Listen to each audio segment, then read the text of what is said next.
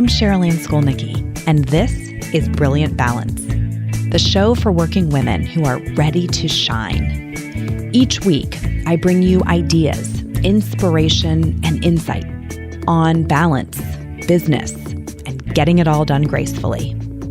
You ready? Let's be brilliant. This is episode 112 of the Brilliant Balance podcast, and it is going to be a great one. I am so excited to introduce you to one of the members of the Brilliant Balance tribe, Heather Warnke. Heather went through my signature coaching program, which we call Breakthrough, back in 2018. And she was such a just delightful client to work with at that time. Heather was in a corporate career. She was doing really well. She was trying to shape what was the next chapter of that career going to look like. She was also navigating life as a mom, and a really unexpected event took place right after she had been through Breakthrough. An opportunity came up for her to accept an international move for a big promotion, and it would require moving her family all the way across the globe. She had a new general manager assignment. Her husband, David, their then 7-year-old son, Miles, who you'll hear about in this episode, were presented with this opportunity to move all the way across the globe to Australia. So what you're going to hear her talk about is how in a short span of time, this move has already brought about life-changing experiences for her and for her family. And I think what's intriguing about this story is not just where they've landed and how it's all turned out and what life is like living in Australia with her crew, but also how she was able to get there with a sense of peace, a sense of calm, and really a whole lot of grace. So Heather's life purpose, and you'll hear her talk about this, is to unleash untapped potential in others so they can live each day as the best version of themselves to achieve their dreams. That's a purpose statement that we crafted during the time she was working in Breakthrough. She absolutely loves coaching people. She really dedicates as much time as she can to coaching in her career and outside of the workplace. And that's like the passionate part of why she's in business. She's a very people-centric leader. She has over 20 years experience in beauty, consumer products, and her career has spanned a number of different disciplines, from products research to global and local marketing. And then her most recent role was director of marketing for the John Frieda brand in the US before this move to Australia. She has a bachelor's degree in chemical engineering and an MBA as well. And, when I think about Heather's core values, this is what she states them as being: well-being, connection, and courage. So you are going to learn a lot about Heather in this episode, but specifically about how she navigated this global move with a young family and still protected time for the things she loves, like meditating, cooking, and learning new cultural experiences through travel around the world. So I hope you find inspiration in her story to pursue a bold move of your own. It was such a privilege working with Heather and getting to be a part of this story. It's such a privilege working with all of our clients and getting to be part of these stories and watch them, move on to levels of success, sometimes beyond what they ever imagined. But I think Heather's story may spark for you, whether you are looking at an international move literally, or whether that's a metaphor for some big change that you may be thinking isn't possible for you. It would be a wonderful thing, but it's just not possible because I have kids. It's just not possible because of what my background is. And I think Heather's story really speaks to the power of having a dream and giving yourself permission to pursue it. So without any further delay, let me introduce you to the delightful Heather Warnke. So Heather, thank you so much for being with us. It is so fun to have someone who's been through the Brilliant Balance experience on the podcast. Thank you for having me. I'm so excited. This is going to be a blast. So I want to start off by just talking a little bit about the backstory on what led to your international move. So what led up to the decision to do this? Yeah, it's so interesting because upon reflection, it really was the work that I did with Brilliant Balance. So I was coming to a point and I was feeling after a big learning curve in the role that I was in, I was starting to come to a plateau in my career and I wanted to be really proactive in driving my career forward. So I developed a really clear purpose statement and a 5-year plan and actually started talking to my leadership about it. So I shared what I was passionate about and I wanted to leave a legacy at my company and I just didn't want to wait. So when this opportunity came up, which we weren't discussing an international assignment, it just Right. kind of happened. It was because I was talking to my leadership about my passions, my gifts, and it just was a perfect fit for my gift and my purpose. It's so cool. And then you had to keep it secret for a while. So tell me what that was like. Yes. It was really hard. And I'm actually so fortunate that I had you as my coach at the time because that was the hardest part for me. I'm such a person with deep connections and to not be able to share with my family and my friends. And I actually was in Australia when most people found out about the assignment. So my entire team they didn't even know that I flew out here. The announcement was made while I was in Australia and all my team was back in Cincinnati. And I had to call a lot of family members while I was actually here. Right. So it was really hard on me. Yes, I remember that the tension of holding that secret being part of what was difficult. So many of us, take comfort in talking these things through with a close circle of friends and family, and you had to keep it really tight. So Yeah. Australia, for a lot of people, is a dream. What was the hardest thing Yeah. about making the decision to actually say yes? So in the moment when I was offered, I was just in complete shock because I didn't have an international assignment on the radar. So I think I turned completely white. But the thought that immediately came to my head was my son Miles's education. So we had just come off of a 2-year wait list to get him into a Montessori school in Cincinnati, Xavier, and he hadn't even started yet. So we were like, I couldn't wrap my mind around that. And, it just became our priority. Once, I put it out there and it just became the number one thing that we would tackle. But that was just my biggest fear. It wasn't the job. It wasn't my husband. He was ready for it. He was so excited when I called him. I was so anxious to tell him, but he was just like, this is once in a lifetime. We've got to do this. It's amazing. So I think a lot of the women who I've counseled through this process or talked to who've been considering it, their husbands play a really big role in their fear. It's Yeah. what will he do? So how did your husband react and manage? Sounds like he was excited. What impact did it have Yes. on him? Yeah, he was so excited. He was ready for a change. So he'd been with P&G for 18 years and he was working really hard. He was working long hours, commute, and it was definitely taking a toll on him. And so I think he was just open to new possibilities, being able to just to extract himself from the current situation and really take the time to do the work that I had done on developing his purpose, his values, and what his 5-year plan was going to be. And this has been able to give him that space and the freedom to do that work. Yes. To try something different that he may not have made the leap to do on his own.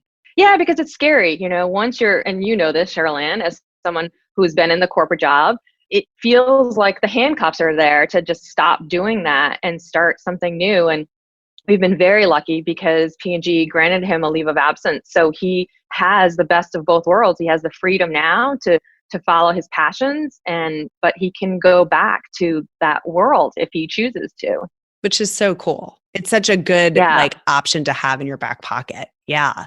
Yep. So let's talk about Miles. So when he first heard the news, he was what, 5 or 6 when he was being told? No, he was 7. He was 7. He was already 7. Okay. So what was his reaction when he was told, okay, we're going to move to Australia? So we basically sold it like an extended vacation to him. That's awesome.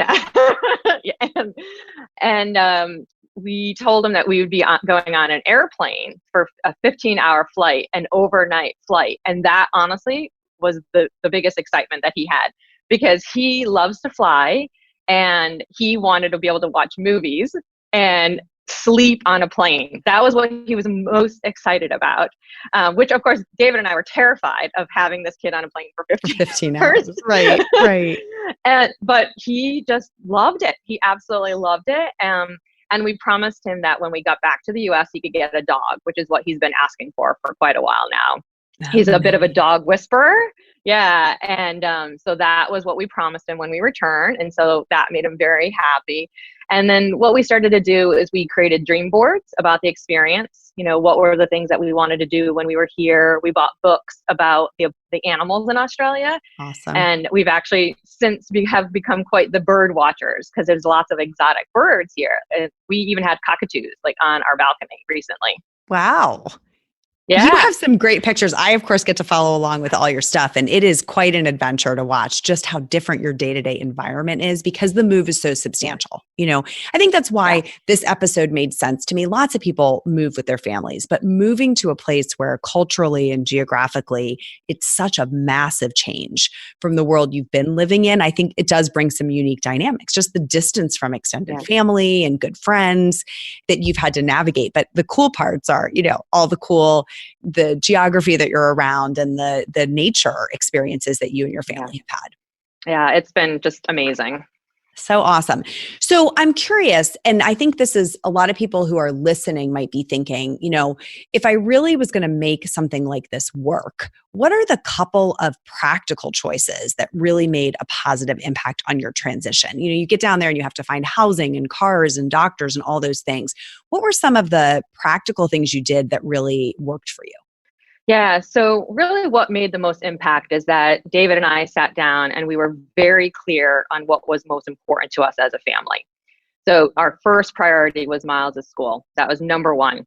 So when I sat down and I had my first discussions with the HR manager, I said, it doesn't matter where we live right now, and nothing else matters except Miles' school. And so we made that decision to make that a priority. We had set up the interviews. She had the interview set up. We did a Skype interview. We got that taken care of first.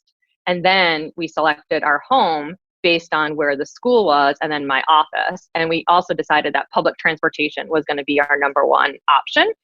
And so we found, you know, an apartment that was on the train line so that I could get to work quickly and David could get Miles to the school. They take a train and a tram to school every single day. Awesome. Which is quite exciting. Yeah. So those were our priorities. And then for me, I wanted to find the apartment when I was doing a visit here. So I was able to come down in January and then I came down again in February. And my priority was to find a furnished apartment that we could move in the day we stepped off the airplane so that we could create a home from day one. And I just made it my mission. David and I looked at all these apartments. We worked with the real estate agent and we just had our very clear priorities of location and what we wanted. And I think the real estate agent thought I was crazy that I was going to find a place in one day, but it was my mission. And I think it's just because of that clarity of exactly what we wanted. I just found the place. We locked in the lease within like a week and I was able to stay in the apartment for a week before I moved down. So I actually brought my wardrobe down with me. I started to buy pantry items to fill up so that when we walked in, that day from traveling for 2 days. Yes. We had a home and that was really important. And from that moment we could live because we had public transport and I knew where the grocery store was. I knew how to shop. I knew where the bank was. So just those basic things that we take for granted in our daily life, I tried to make sure that we could feel comfortable from that first moment. See, I love that because you were the advanced team for your family. You went in and said, I am going to, on my own time, I'm going to pave a path for this. I think a lot of women would have struggled with guilt. You had to be there for work. So you double purposed that trip. But I advise everyone who's making a move, like, can you be an advanced team? Can you get some of these things figured out when the whole family isn't already there and depending on you? And if you can go in and lay a foundation so everyone can step into kind of a ready-made environment that you've recreated for them, it really makes the transition easier, even in domestic moves. Yeah, it was just amazing. And I felt like, David and I worked together as a team and he had done the same thing for me when I moved. I made the move to move with him in Cincinnati. So he had paved that same path for me in the start of our relationship. And this was me now giving that gift back. That's awesome. That's awesome. So what's something that has exceeded your expectations about the experience? I think for me, it's just starting over, right? When you start over, everything about our life is completely new. And being able to now curate the life that you want, right? Removing all of the noise, all of the distractions, all of the things that you just do. And you don't even know why you're doing them, right? They're just part of the daily life. Removing all those barriers and just deciding what you're going to spend your time doing. And we spend our time doing things that we love. And we try to minimize the things that we don't like to do. We really just spend our time together and doing things that make us happy. And for me, it's been the people that we've met. The diversity here in Melbourne is just incredible. I have people in this office from all over the world. And Miles' school is a global school. His best friends are from Turkey and Switzerland. And for us, it's just been that ability to meet new people and really live a unique cultural experience, which honestly, the fact that we're so close to, obviously all of Australia and Asia, the traveling and the cultural experiences that we're making are just, life-changing. Sorry. No, I was going to say the impact on Miles' life. I just think about, I grew up and I had never traveled. I had flown only once before I started my career. And the fact that he's been all over the world, in a short period of time is just amazing. You've taken 2 really extraordinary trips that I know of. Why don't you tell us a little bit about those trips? Yeah, so it's interesting because we made a priority right away. So my bucket list trip of my life was to go to Bali, Indonesia. I had that on my list since I read Eat, Pray, Love by Elizabeth Gilbert. And David's bucket list was Tokyo, Japan, which for me, I've been more times than I can count. And so I was like, okay, but when we went to Bali in June, and I was very fortunate because my friend Rachel Roberts, who owns the yoga bar, she's been over 11 times. And so she basically planned the entire trip out. And we had a driver who basically just picked us up every day and shared with us these almost amazing local experiences. And I think Miles was in sensory overload, right? Like, it was my dream trip, but to live it and to see him, you can't explain how different it is in Indonesia. There's a scooter driving by and there's 4 people on the scooter, 2 parents and 2 children. And, there's the animals are all wandering on the streets, the chickens and the ducks. And there's just so much gratitude in the culture as well.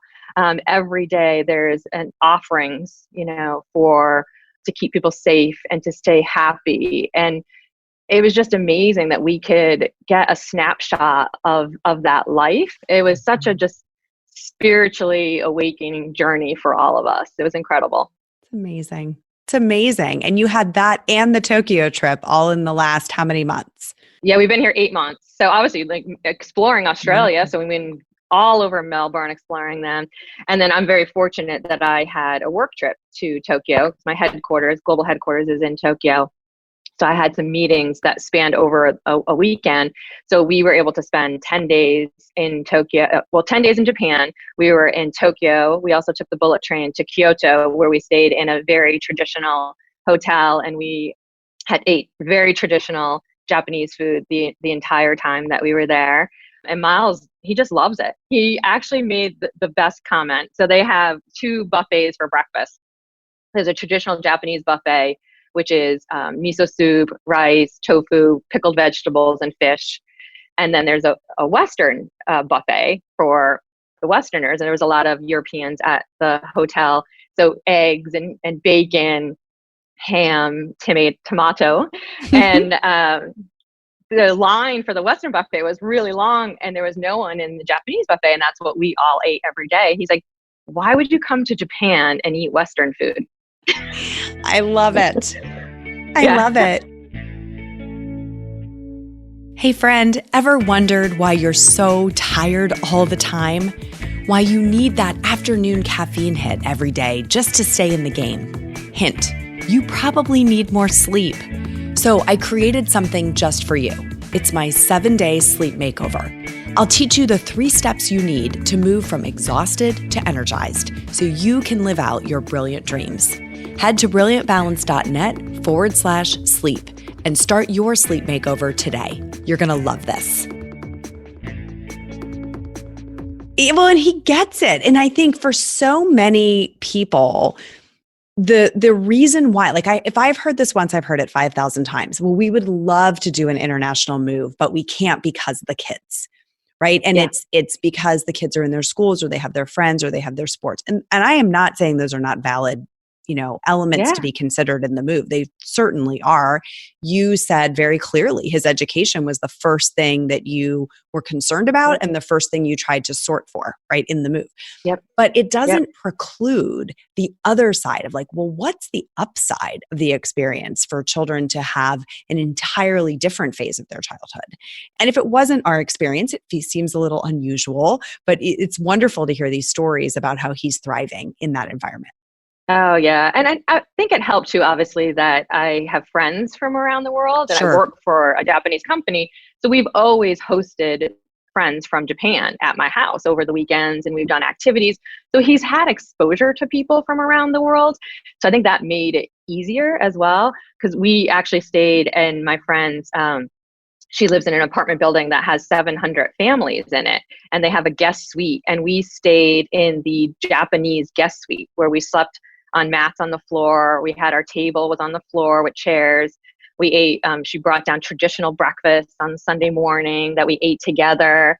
And then I took him to this amazing experience where I just couldn't believe it. It's called Kidzania, and it's a kids town, and basically they sign up for these jobs, whether it's to be a travel agent, work in a beauty salon, to be a chef, to run a tour bus, and you sign up for these jobs and you earn money, and the whole experience was in Japanese. This is so cool. And I said, Miles, do you want to participate in these activities? You don't speak Japanese. He's like, yeah, I'll understand.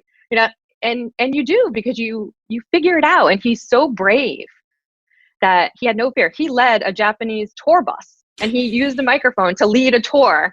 I love it. And it just those just moments like that where I just wish I could be as brave as him. Well, I think you're pretty brave, my dear. I am so proud of the courage that you've exhibited in this move, because what we haven't talked about is not only did you move your family across the world, but you took on the biggest job you've ever had, right? A really significant role as a GM in your company. So to be running a really big business and getting settled and comfortable in that and leading through change at the same time that you're leading your family through massive transformation is a lot. So I think you get bravery points for that for sure. Thanks. Yes. Thank you. I appreciate that. So let's talk a little bit about how you manage all of that, right? So I'm curious, from what you've learned at Brilliant Balance and elsewhere, how are you personally structuring your day or your week, however you want to talk about it, to fit in all the pieces that you care about the most? Yeah, I think, you talked about the assignment, and the assignment now is much more long-term thinking, right? So I have very clear expectations for setting, annual plans and 5-year strategic plans. So there's a much bigger long game at play. So it's important to have, that was the most important thing, is to accomplish.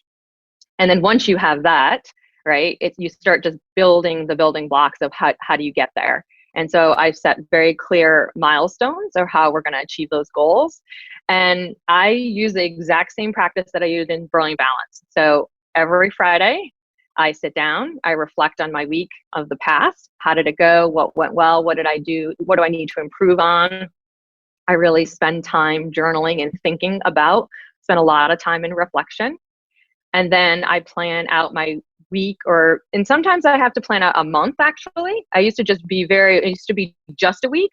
And now I'm looking more about the next month ahead, because the milestones are getting bigger and bigger.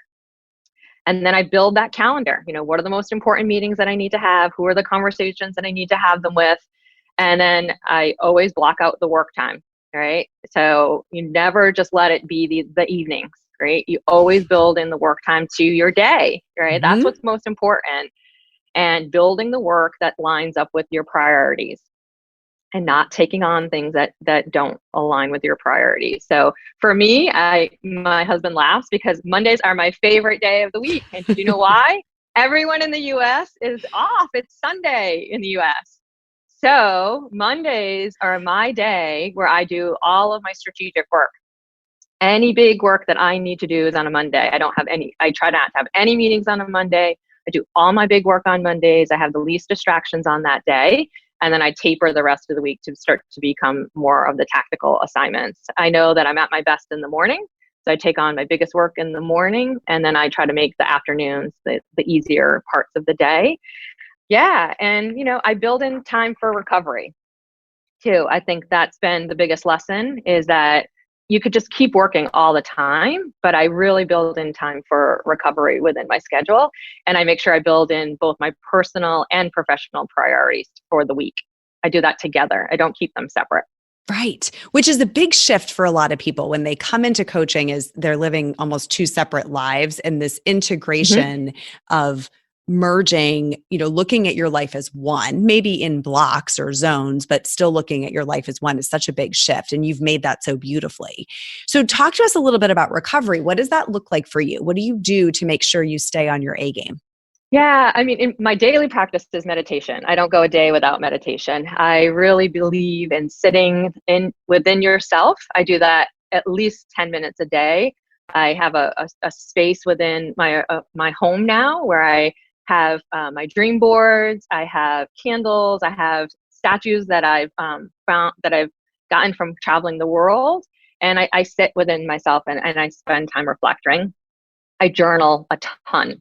Journaling is how I put things out there, things that, make you feel uncomfortable, things that, have caused you concern and worry. And I really work through those things. It helps me to recover and to move forward, because I think we can hold on to a lot of challenges that we've had, and it really helps me release and let go. So even when I'm going on holidays, when I'm going on vacations, I usually spend that time on the airplane really just journaling the entire time. So that way, by the time I get to the destination, I feel like I've released a lot of the baggage and the immense, the mental baggage that's kind of been looming on me.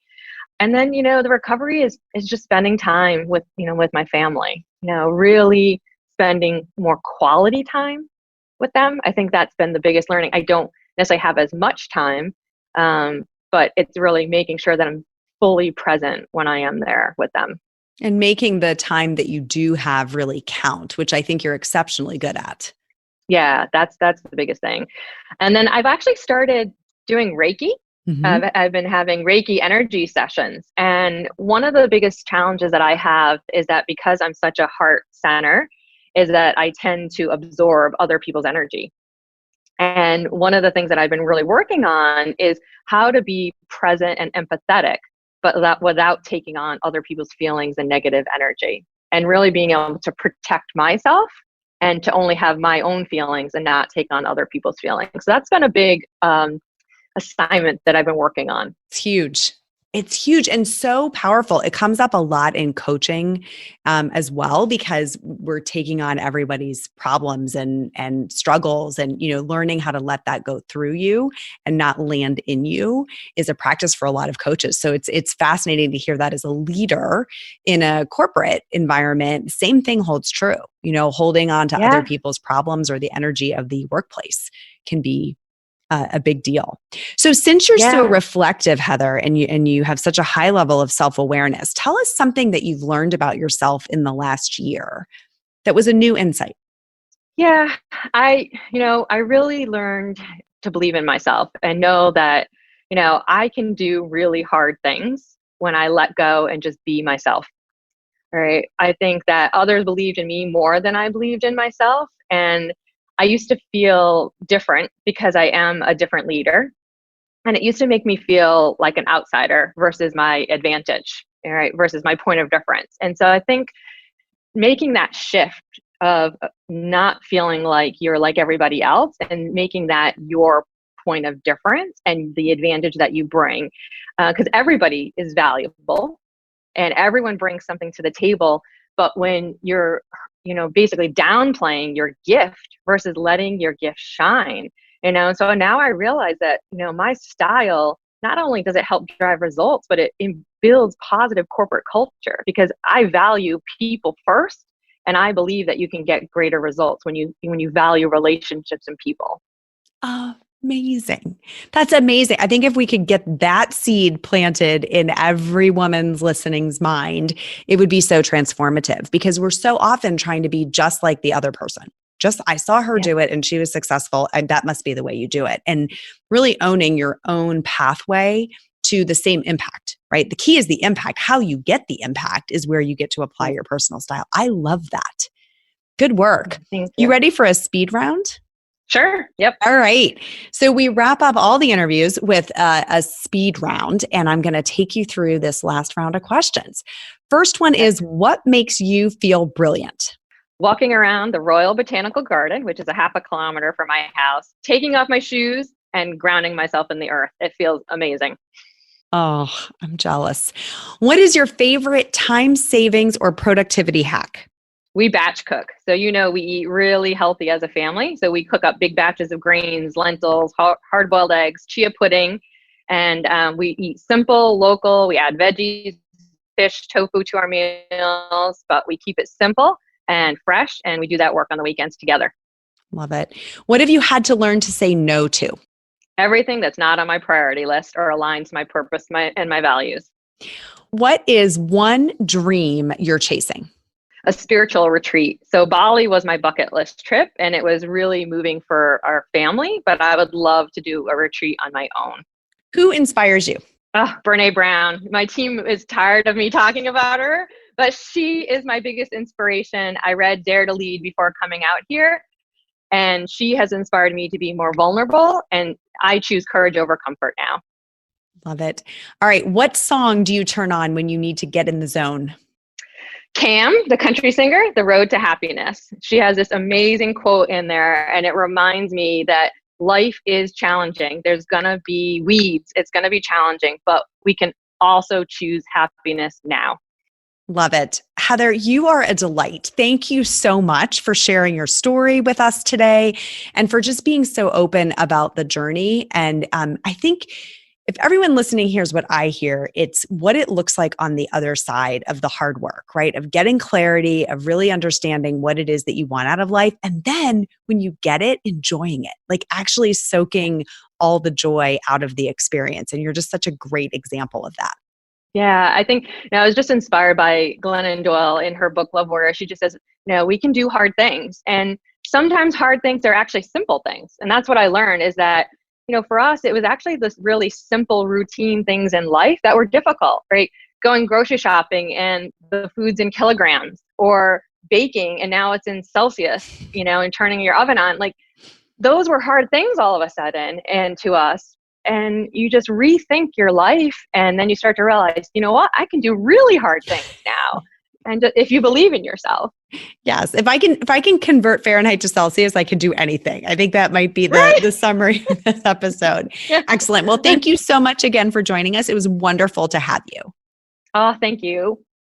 I mean, how great was she? I hope you loved that conversation with Heather as much as I loved having it.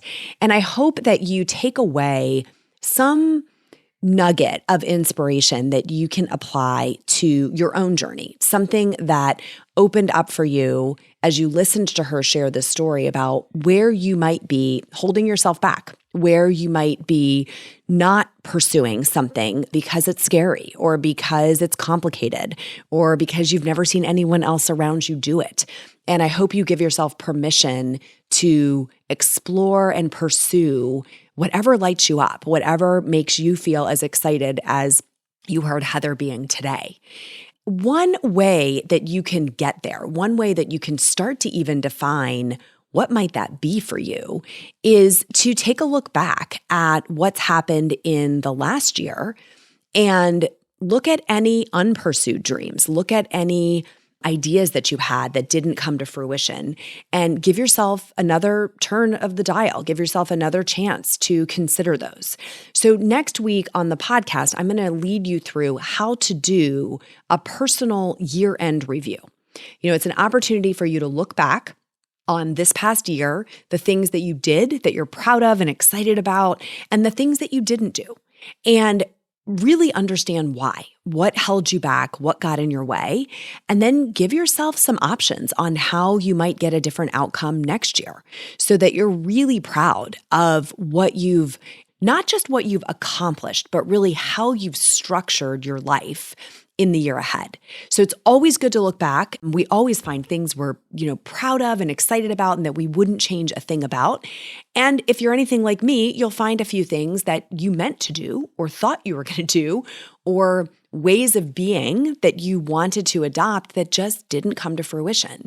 And this is a great time of year to cast a new vision for what the year ahead will look like. So I'm going to lead you through that process of a personal year-end review and invite you to do that along with me in the week ahead. So that is it for today. I hope you'll stay connected in all the places. Instagram, you can follow us at brilliant_balance, or for a peek behind the scenes, you can follow me at Skolnicki. On Facebook, you want to be in the Brilliant Balance group, and that is just come into groups and search for Brilliant Balance, and we will welcome you in. There's lots of fun stuff happening over in that group. Till next time, my friends, let's be brilliant.